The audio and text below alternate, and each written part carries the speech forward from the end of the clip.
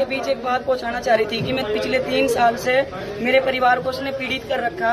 मेरी माँ, मेरे बाप, मेरी बहन, मेरा परिवार, मेरी ससुराल, मतलब यहाँ तक कि उसने हम 6 बहनें हैं, 6 की 6 बहनों पर 6 बहनों पर इतना अत्याचार करने की कोशिश करी कि आज मैं अपने परिवार के बीच बैठकर उन सब चीजों को बताना चाहती थी। कभी कभी अफसोस होता है। आप हाल ही की ताजा घटना गंगोह क्षेत्र में देखो, 13 साल की भारत माँ की बेटी के साथ अन्याय हो रहा है। अफसोस होता है ऐसी घटना देखकर कि गंगोह की जनता में, गंगोह के युवाओं का खून का पानी हो गया। क्या हो गया कि मैं एक बेटी को इंसाफ भी नहीं दिला सकते। क्या सरदार भगत सिंह, अशफाक उल्लाह खां, वीर अब्दुल हमीद जैसे वीर गंगोह के क्षेत्र में रहे नहीं, जो उस देश की बेटी, भारत माँ की बेटी को इंसाफ दिलवाए? 2 बार के विधायक भाजपा ऐसे ऐसे दरिंदों को पार्टी में ले रही। हमें अफसोस है। हम तो पक्ष विपक्ष से गुजारिश करते हैं, अगर वे विधानसभा में जावे तो आदरणीय माननीय मुख्यमंत्री जी विधानसभा में ही खुले मंच पे उन्हें दंडित करें और उन्हें वो सबक सिखाए कि आगे कोई भी जनता के रक्षक ही भक्षक न बने। और गंगोह क्षेत्र की पुलिस की कार्रवाई देखो, एक दबंग आदमी को पकड़ने के लिए आज तक पुलिस की कोई कार्रवाई नहीं। इस देश के दिन प्रतिदिन ऐसे हालात होते जा रहे हैं। इसके लिए छात्रों को, युवाओं को जागना पड़ेगा, सरदार भगत सिंह बनना पड़ेगा। जब तक नहीं बनोगे तो यहाँ इंसाफ नहीं मिलेगा। वो बिटिया, गंगोह की जो बेटी है, वो 13 साल की बिटिया है। मैंने कल एक आह्वान किया था कि मैं 27 तारीख में पंचायत में आऊंगी। उसने रात में, मतलब पहले तो शाम के टाइम मुझे मेरे गांव में पुलिस से पकड़वाने की कोशिश करी। 2 गाड़ी पुलिस की मेरे घर गई। मैं वहां से एक्टिवा उठा के गंगोह भाग आई।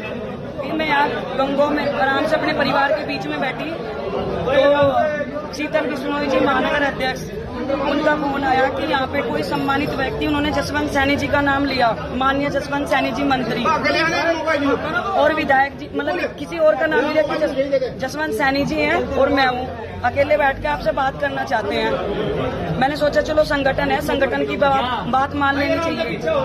मैंने कहा आप कौन, कितने लोग? उन्होंने कहा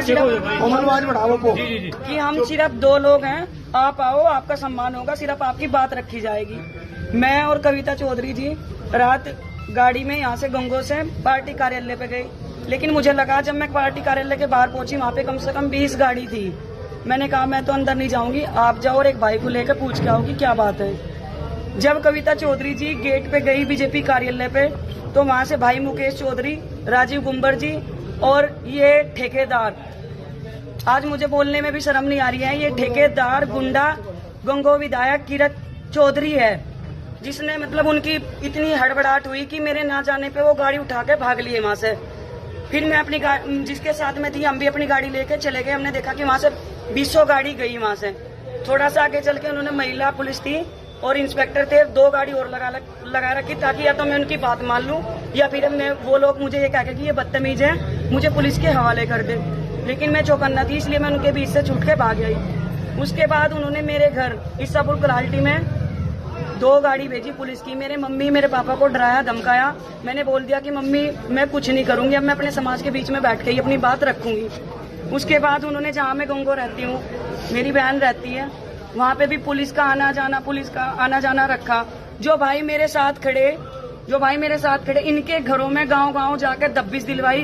क्यों? मैंने किसी का खून कर दिया था या मैंने किसी की प्रॉपर्टी आप रखी थी? मैं तो एक सम्मान के लिए अपने इंसाफ मांग रही थी, इन सबके बीच आ रही थी।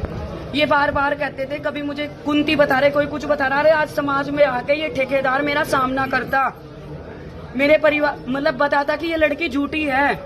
नहीं भी आता तो कम से कम मुझे मेरे समाज के सामने मेरी बात तो रखने देता। उसे डर था कि उसके साथी और उसके अवैध संबंध की वीडियो कोमल चौधरी के पास है। मैं चैलेंज के साथ कहती हूँ, उसको ये सब पता था। दूसरी चीज, उसने 13 साल की लड़की के साथ गलत घिनौनी हरकत करी थी। किसने? ठेकेदार गुंडा किरत चौधरी। मैं अपने परिवार के, जिसने मेरे भतीजों को आज पिटवाया, मैं अपने परिवार के बीच खड़ी हूँ। मुझे पता है मैं जेल भी हो सकती है, मुझे थाने में भी जाना, जो भी होगा वो तो बात है।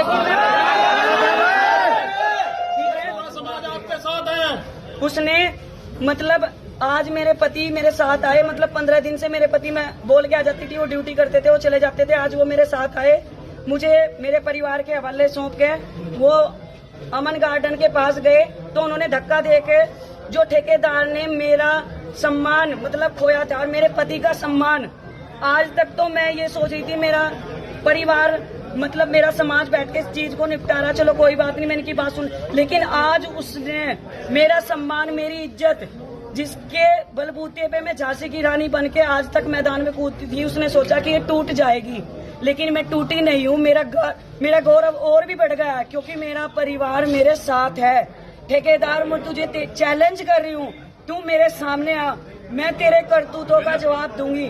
और अभी जब मैं अपने परिवार के बीच पहुंची, उन्होंने मेरे भतीजों पर लाठीचार्ज करवाया, मेरी ननंद कविता चौधरी को बंदी बना के पुलिस अभी लेके गई, मेरी चैन अभी भी देख लो, मैं 2 मिनट पहले लाइव आई थी, मेरी चैन तोड़ी गई, मेरे से पर्स छीन लिया गया, अवैध संबंध का फोन 3 फोन मेरे पुलिस मेरा एक पर्स छीन के लेके गई। लेकिन तू इससे संतुष्ट नहीं हो सकता क्योंकि मैंने सबूत 3 जगह और रख रखे हैं।